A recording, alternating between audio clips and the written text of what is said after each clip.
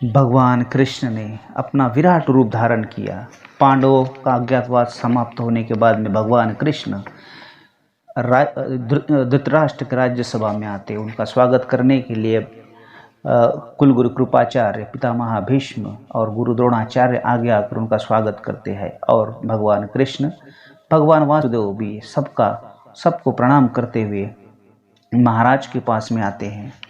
महाराज के पास में आने के बाद महाराज को प्रणाम करते हैं और प्रणाम करने के बाद विदुर भी महाराज को कहते, महाराज भगवान कृष्ण आपको प्रणाम कर रहे हैं। और तभी ही महाराज भी उनको प्रणाम करते हैं। हे वासुदेव, आप मेरे दरबार में आके, सभा में आके आपने मेरा मान बढ़ाया है, कृपया अपना स्थान ग्रहण कीजिए। भगवान कृष्ण स्थान ग्रहण करने के बाद पितामह भीष्म की ओर जाते हैं और उन्हें प्रणाम करते हैं।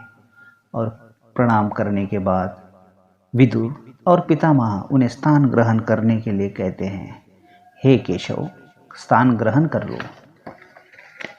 और फिर महाराज धृतराष्ट्र कहते, मेरे अनुज पुत्रों की ओर से आप क्या प्रस्ताव लेकर आए हो वासुदेव?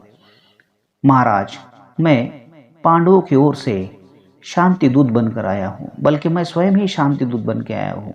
महाराज, मेरी बात आप ध्यान से सुनिए। शांति कभी असंभव नहीं हो सकती, इसलिए कुरुवंश को आप शांति की ओर ले चलिए। महाराज, शांति के मार्ग पर चलिए। इसलिए भरतवंश और भारतवर्ष, सारे संसार की भलाई इसी में है। महाराज, इतिहास गंगा पुत्र शकुनी को कभी ये नहीं पूछेगा कि उसने द्रुत क्रीड़ा में कपट क्यों किया, वो आपसे पूछेगा महाराज। उसके बाद दुशासन और दुर्योधन को भी नहीं पूछेगा कि भरत कुलवधु द्रौपदी को भरी सभा में घसीटता हुआ क्यों लाया गया। इसलिए ये सब बातें आपसे ही पूछी जाएगी महाराज, क्योंकि दुर्योधन आपके युवराज है। परंतु युद्ध कोई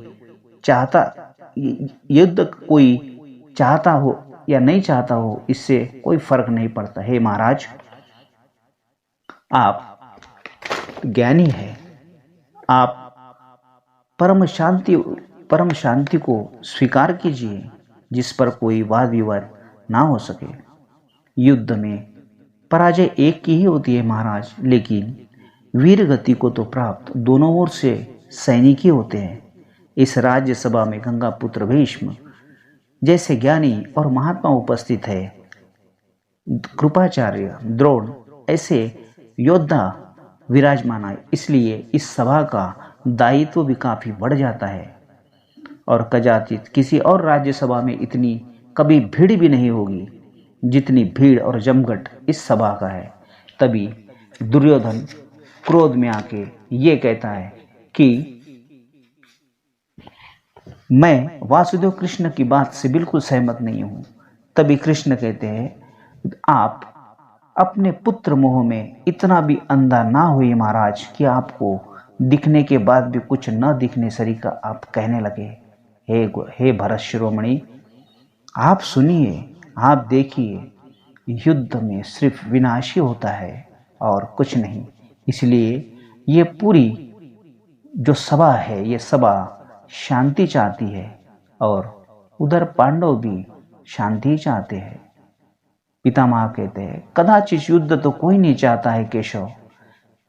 भगवान कृष्ण कहते हैं, यदि युद्ध कोई नहीं चाहता तो फिर ये कदाचित शब्द क्यों पितामह? इसीलिए शांति जहां पर हो सकती है वहां पर कदाचित शब्द का प्रयोग बिल्कुल ना करें। दुर्योधन उठकर कहता है, मुझे ये आपका शांति प्रस्ताव बिल्कुल स्वीकार नहीं है।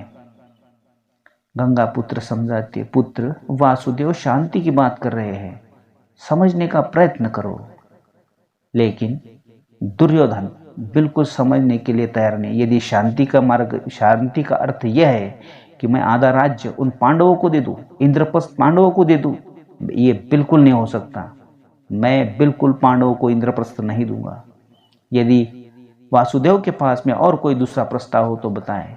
वासुदेव कहते हैं, इंद्रप्रस्थ नहीं देना चाहते हो तो मत दो, लेकिन आप 5 पांडवों को सिर्फ 5 गांव दे दो महाराज, उसमें ही संतुष्ट हो जाएंगे। लेकिन दुर्योधन कहता है कि मैं 5 गांव तो क्या, सुई की टोक जितनी जमीन भी उन पांडवों को नहीं दूंगा। कृष्ण कहते हे मूर्ख दुर्योधन, अपनी माता को अपने शव के ऊपर विलाप करने के लिए क्यों आमंत्रित कर रहे हो।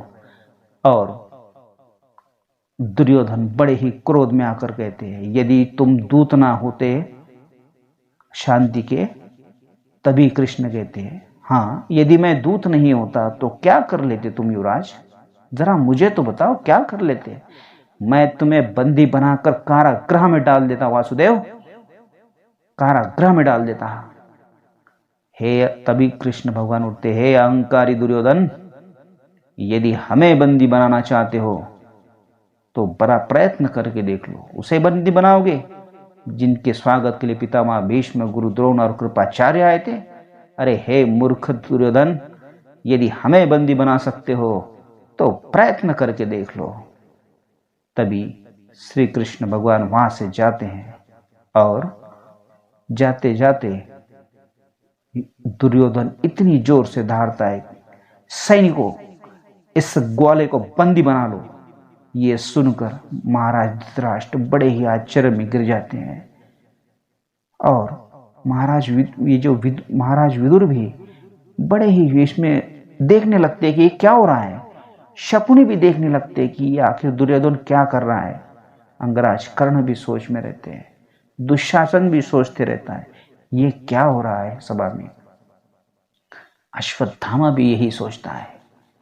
तभी पितामह भीष्म देखते रहते हैं कि आखिर ये क्या हो रहा है, ये दुर्योधन की मति किसने मार दी। और सैनिक भगवान श्री कृष्ण को बंदी बनाने के लिए आगे बढ़ते हैं। तभी भगवान कृष्ण अपने सुदर्शन को आवाहन करते हैं और सुदर्शन चक्र को धारण करते हैं।